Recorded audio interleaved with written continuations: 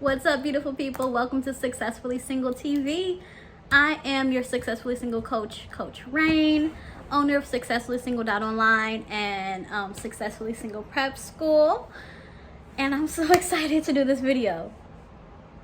I'm trying not to smile so big because when I tell you, like, I got ready for this video. Like, I had a great workout today. And I said, I'm gonna do this video, and I was like, "Ooh, let me get ready, right?" So I put on my music. I put on my, is it Masego? Masego? He sings, ta-da! Did I do ta-da? Dun, dun, dun, dun, dun. He is an amazing saxophone player. He sings this song Yams. If you ain't heard of it, go like YouTube it. It's I don't know. I love it. I love it. I put that music on. I did everything but light a candle because I done used them all up. I usually always got a candle on standby, but I was so excited because those are the things that really put me in a great mood.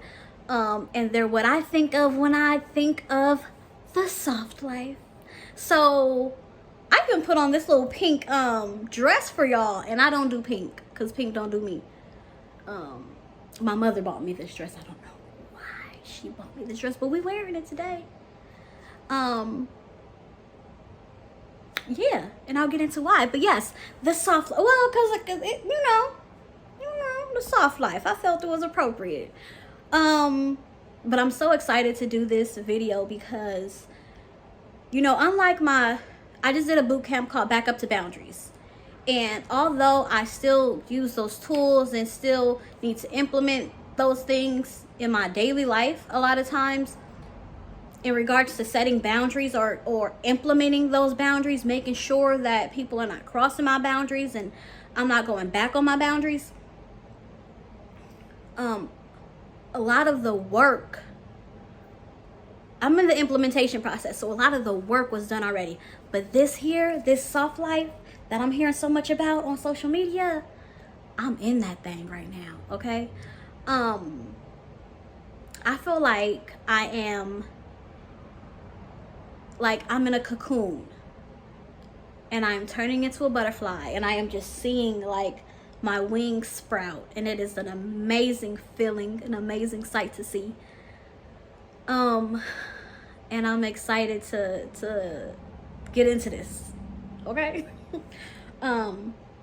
So I wanted to tell you 3 things that I learned on my soft life journey. And it's so funny because I'll get right into it. I'll get into the first thing. For me, the soft life means allowing my feminine energy to be dominant.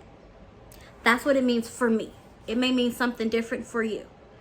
Now, although we have similar traits, we didn't all grow up the same, so we may not have, you know, certain things in our upbringing in common. Like for me, my masculine side dominates, has always dominated.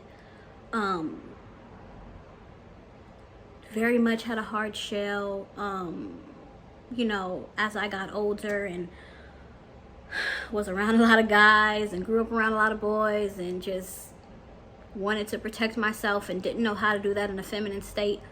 I think naturally my masculine energy dominated. And the soft life for me equals femininity. And so it was so funny hearing people say this is my soft era and I want to live a soft life as I was coming into my femininity. Because when I would hear other people's explanations and perspectives and things, I'm like, that sounds like, you know, being more feminine. It sounds like, and that's one thing I think of is soft, you know, when I think of feminine. Not as aggressive, like gentle, you know. It's a hug instead of a punch, but both of them get your attention. I was punching through life. I wanted to hug. So the number one thing that I learned is that for me, soft life equals femininity. And it was so dope, really, really kind of diving into who I am naturally and what that looks like. And I don't even know if I can explain this properly. Like, as I'm getting older, as I'm on my successfully single journey, there are just some things that I'm just okay with now. And it's so different from when I was, you know, that young, less healed version of me. This more healed and still healing version of me is so different. And she wants different things. And she's so much more accountable, which helps me attain those things. But speaking of accountability, I want to go into the second thing I learned about this soft life journey, or living the soft life, which is it requires foundation work. So I know social media has a way of making things seem fun and great and easy and light and all those things. But baby, baby, I don't know if you're ready for this soft life. Like, maybe your version, you right, maybe a little piece of your version. Because even something within that version that you have is going to require at least some foundation work. I realize that you have to be self-aware already. You have to have at least some self-discovery. You have to be able to be real with yourself. You have to be able to trust yourself, to trust that you're going to tell yourself the truth, so that you can understand what is and isn't, you know, helping you move into that soft life. What things you need to leave behind. And not be defensive, and really be able to receive maybe how you're being perceived due to something that you may not intend to do, but something that you could, you know, you could get a handle on. I'm trying to think of an example for me. Like, if I didn't know, if I didn't know what a soft life was for me, you know, and I just looked at social media and I'm like, well, I'm supposed to be treated like this and supposed to be treated like that, I wouldn't be accountable enough. If I hadn't done any foundation work, I wouldn't be accountable enough to say, if I want this, what do I need to put out to receive that? Does that make sense? Like, if I want someone to treat me softly, if I want someone to be tender with me, which I do, I don't want that tough love. I'm good on that. If I want, I'm gonna say princess treatment. Please don't quote that as what it may mean to other people. It's what it means to me in my head, and I have learned that's different for everybody else. I just mean, look, not just talk to me nice, but treat me nicely. What type of person do I have to become to show that that's what I desire and that's only what I'm going to accept? Like, you have to be able to ask yourself those questions, because truth be told, you're not living that soft life because you're not living that soft life. Not because people are not giving you this soft life, because you're not living that soft life because of you, how you're conducting yourself, your perspective, your mindset, your habits, what you believe of yourself. You're not living that soft life because of you. So that means you have to change parts of you to begin to live that soft life. And to change parts of you, you have to already understand where you are presently. For instance, You still have to set boundaries with living the soft life. You want to be treated a certain kind of way. You want to react a certain kind of way. You have to set boundaries. You can't be around just anybody that's going to take you to a place that you don't want to be. You can't be around someone who makes you feel like you always have to be defensive and allow your masculine energy to dominate if femininity is what soft life means to you. For me. Let me just speak for me. I can't be around people who try to disrupt my peace. That's not going to work for me. I can't be around people who want to harp on the old version of me. I can't be around people who don't respect my boundaries. Anything that's going to revert me to being the person I don't want to be, I can't afford to be around. So that's not the life I want to live. Any of the habits that I have that are encouraging me to do anything but live in this soft era that I desire to be in, I cannot afford to keep around. Like, I cannot afford to keep doing. But I have to be aware enough to know that. And I have to be honest with myself enough to know that. I have to be able to take criticism, whether it's from someone else or it's just directly from me. You know, not babying myself, not playing the victim, but saying like, okay, these are the things that are preventing me from going there. Right? And that really segues into the third thing. It's kind of connected with the second thing, because living the soft life, the work is just as challenging as any other work. Like I said, you still have to set and implement those boundaries. It's just as challenging as any other work. So you may or may not have seen a video I did about how, you know, these dating streets welcome me back in a real ghetto way. It's pee in a dating pool if you didn't know, but just, that's neither here nor there. And so I, you know, stepped into the dating world, and I remember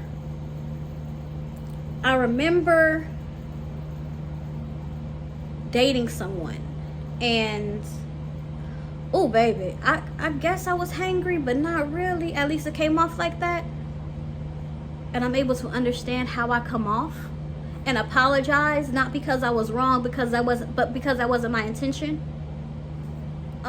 Because I care about how I make someone feel, even if I didn't intend to do that, because that's okay to do that, right? So I remember we were in the car and we went to this, now baby, tacos, burritos, all right with me, okay? They all right with me, anytime, okay? So we're in the car, went to this taco place. They didn't have shrimp, they didn't have chicken. That's all I eat. I wasn't eating beef at the time. Pork, I'm still not eating beef, pork, you know. So that's not, no carnitas, no carne asada, no whatever they had, I could not eat. And I didn't throw a fit about it, but I wasn't happy about it. So we're getting gas, preparing to go to somewhere for me to get something to eat. And the guy I was dating at the time, he said something, and I answered him quickly, and to him, it seemed like I snapped, right? So, oh, I still laugh at this. So to him, it seemed like I snapped. And he turned to me and he said, okay, watch your tone. What do you think I said back? I'm gonna give you a second to think. What you think I said back? A woman who has lived mostly in her masculine state, who has allowed that energy to dominate throughout her life. What you think I said back? I'm gonna tell you what I said. Baby, I said, oh no, I'm sorry. I was just saying da-da-da-da-da. Baby, do you know, on the inside, I was like, who said that? Who said that? Who just let this man check her? Who did that? Now again, this is a person I was dating who I did care about. And I crossed the boundary, right? Like my reply came off as snappy or maybe disrespectful or something that made him uncomfortable. And baby, I said, oh no. I still can't believe, because less healed me would have replied with, check my tone. Who are you talking to? There's nothing wrong with my tone. I didn't have an attitude. I'm getting one now because you're telling me to check my tone, but I didn't have an attitude.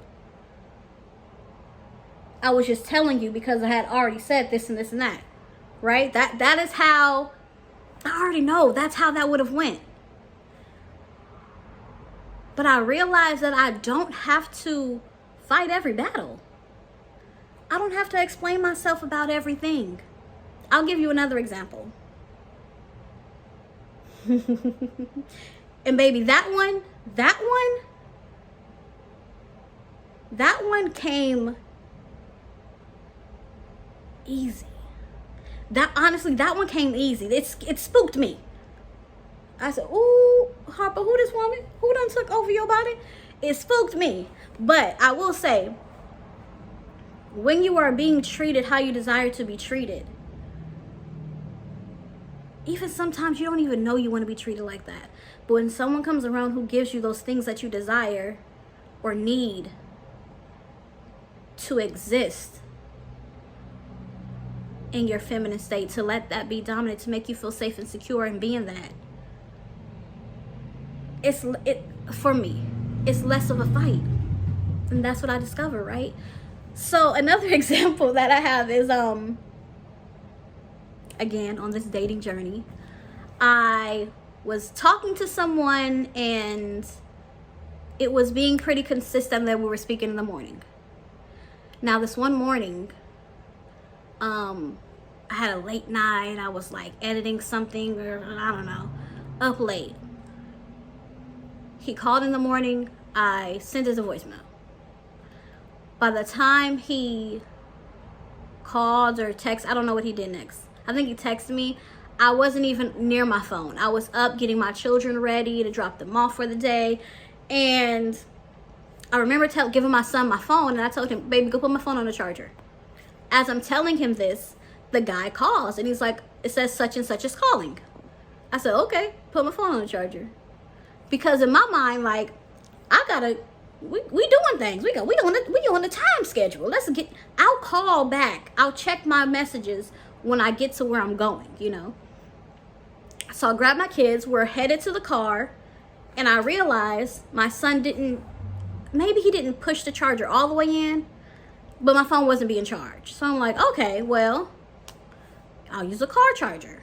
We're not listening to no Gracie Corner this morning. Mommy needs some juice, right? So we get into the car. I charge my phone, drop my kids off, headed to the gym. Now I checked my phone before I pulled off. My best friend is one of the people who messaged me. I seen he called. My son already told me he called. I'm okay. I'm gonna get to that. But my best friend had messaged me too. So naturally, I'm gonna check that one first. So I'm checking her video message, and I get a call from an unknown number. And I'm like, in the back of my mind, because I know he called this morning, and I know he called when my son was supposed to put my phone on the charger. I'm like, I know he ain't calling me. I know he ain't calling me from a different number. So I answer. And you know, he's like, you know what's up? And I'm like, what number is this? And we begin to talk. He explains to me, like, you know, I don't know if you were mad at me. I don't know if I was, you know, supposed to call you back. Da, da, da, da, da. And he goes, you know, at a certain point, you know, people start to worry. Like, this is not the norm. As he's talking, I have so many rebuttals in my head. I'm thinking, like, I figured you call the next girl. I figured you talking to more than one woman. I ain't answering to indulge you. You talking to call the next one. Go through your rotation. That's what I'm just assuming, right? The other thing I'm assuming is like, it hasn't even been, it's been like 2 hours. It hasn't even been a long time. Like,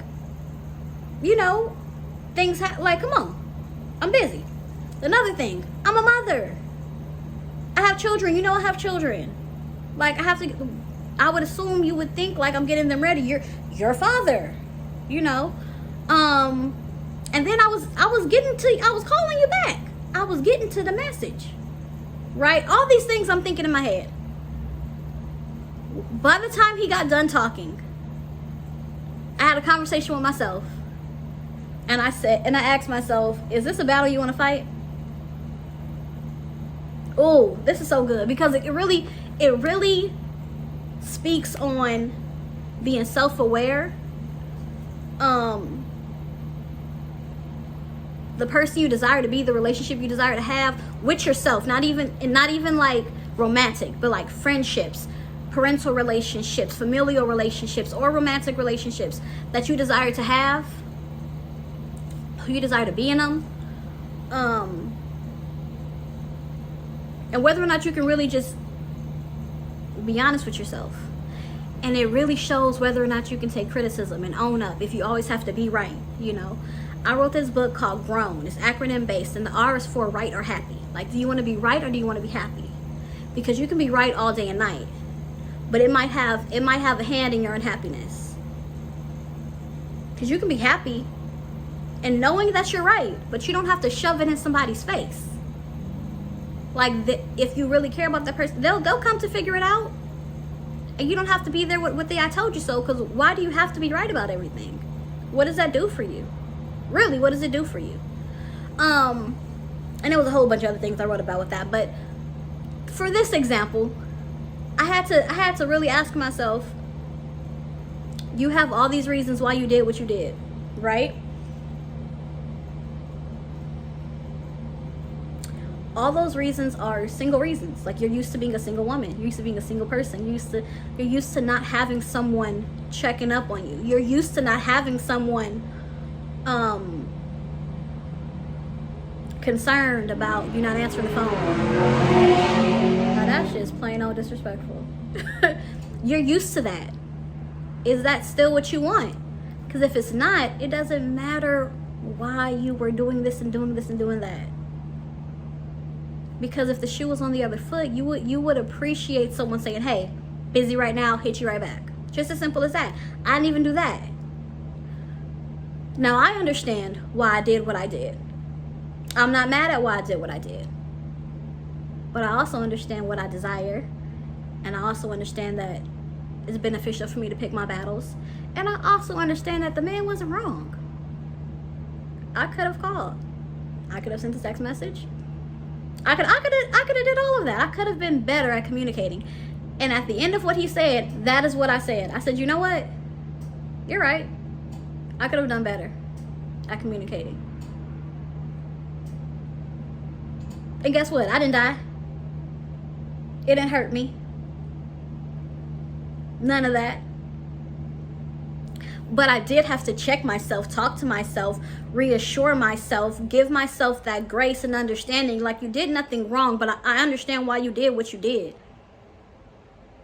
Doesn't mean like you're right and he's wrong, or he's right and you're wrong. I understand it. And then you can understand his point of view.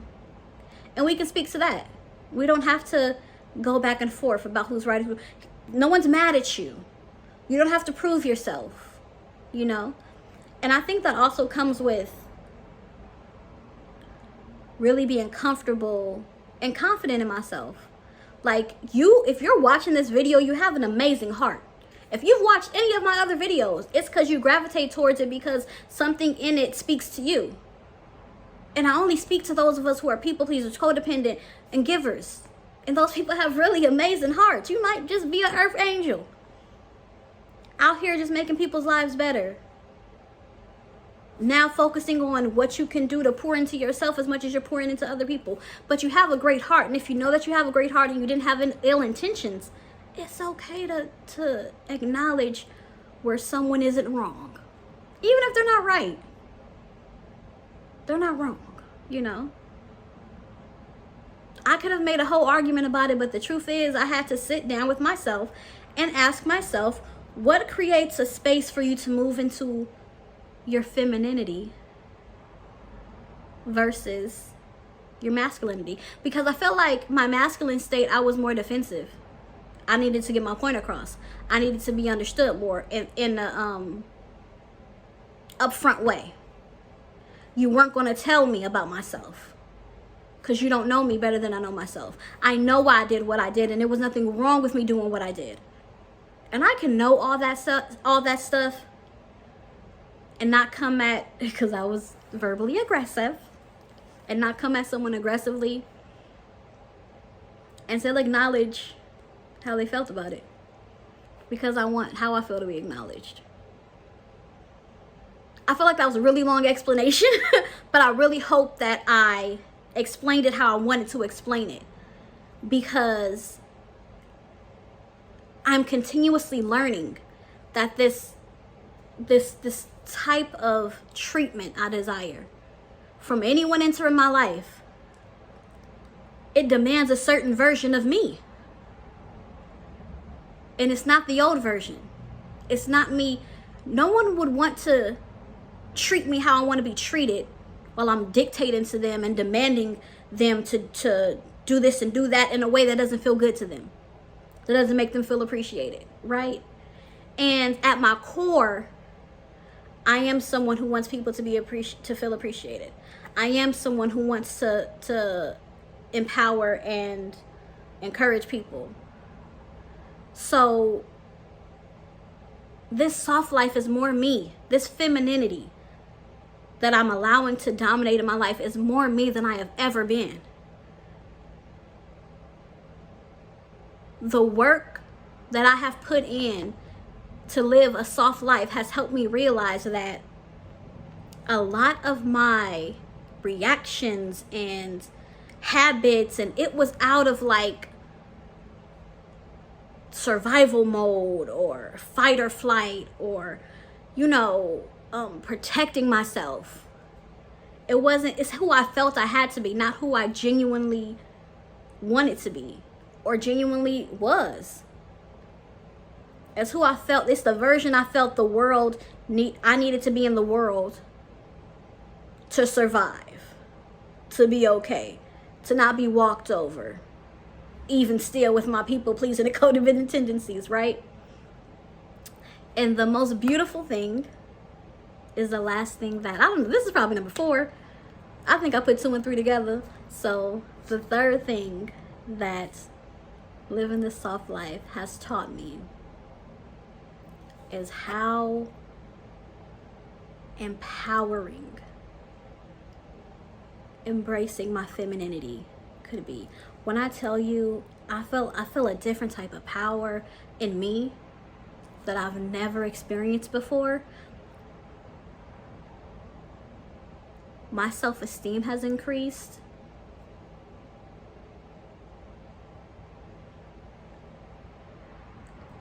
I'm more direct. Look,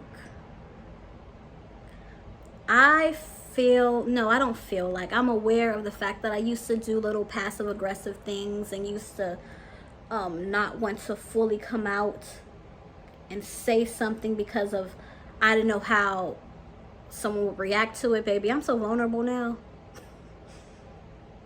I see the strength in vulnerability and I stand in it. I'm okay with it, because I no longer feel like there's something wrong with me for loving and for caring and for wanting to be a certain way, for missing someone. Like, it's not a game. I no longer feel like I have to be the one who holds out the longest, Oh, I'm not going to say I miss you, and I'm not going to say I care, and I'm not going to show these things because you haven't. I pretty much do what I want to do, say what I want to say, and this is still a journey. I'm sure a few people can tell you that I still have a long way to go and I still have some work to do. But I see the progress in myself so much, and it makes me so happy. Like, again, it feels like I'm watching myself sprout wings, and I love it. I love it here. This soft life, I love it here. And I'm proud of myself for even having the courage to embark on this part of my successfully single journey. Like, it's crazy because you never know which way it's going to turn. You never know the next thing you're going to focus on or work on, or, you know, you never know. I never know which way the table's going to turn. I never know. I couldn't have thought I'd be intentionally trying to allow myself to be as feminine as I am. Minus this pink, because it's not doing it for me. I never would have thought. And I love it. Because that's who I am. Like, genuinely. And that's why it's so important to know yourself, to understand yourself, to set those boundaries and not let people cross them, and to be okay with who you are and how you are. And it can be really challenging because a lot of times we're searching for the right thing to do, and we just don't know. So we try some stuff. We look at people who seem like they have it together. We try their stuff. And a lot of the time it's who you genuinely are with boundaries in place. It's who you genuinely are, with self-confidence in that. So that's it. That was long. I'll probably make this 2 parts. But I was so excited to sit down and to talk about what I'm going through right now, in my successfully single journey. And it's really creating a soft life for me. And again, I love it here. 5 stars. Would definitely recommend. Okay? So I hope you enjoyed this video. I hope this helped in some way. I hope this encourages you to live your most authentic self, whatever that looks like for you. If you're on a journey to living your soft life, know that it is a journey. It is still work. And just trust yourself. I hope you trust yourself. You know what you want, and you'll get there. We'll get there, because baby, I ain't there yet either. But I hope you enjoyed this video. Again, I am Rain of SuccessfullySingle.online, and I will see you in the next video.